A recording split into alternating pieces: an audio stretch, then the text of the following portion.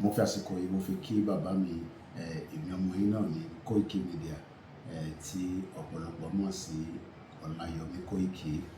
Èmi náà ní kábíyèsí, èmi ọmọ yín, mo kí yín, mo ní ẹ ṣé gan ni fún oore tí a rí gbà àti àánú gẹ́gẹ́ bí bàbá tí ẹ foríjì wá, tí ẹ dẹ̀ gbọ́ pé ohun tí a gbé wá bá yín látọ̀dọ̀ bàbá wa olóyè Ìgbòho, ìyẹn ìlú ẹkùn, ní owó ńlá tẹ fún wa àti ìmọ̀ràn tí ẹ gbé lè lẹ́wọ́ lọ́wọ́ àṣọ.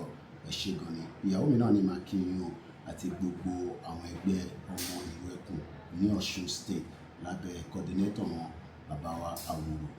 Kábíyèsí, ẹ ṣé gan ni lẹ́ẹ̀kan sí ẹ̀mí ágùn.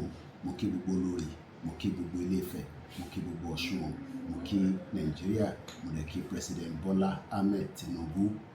4 + 4 is equals to 8. Thank you so much, Kábíyèsí, for the love that you have shown Dr. Chief Sunday Adeyemo Igboho, and also to myself and my wife, and also to all the Yoruba home and in the diaspora. We love you, Kábíyèsí.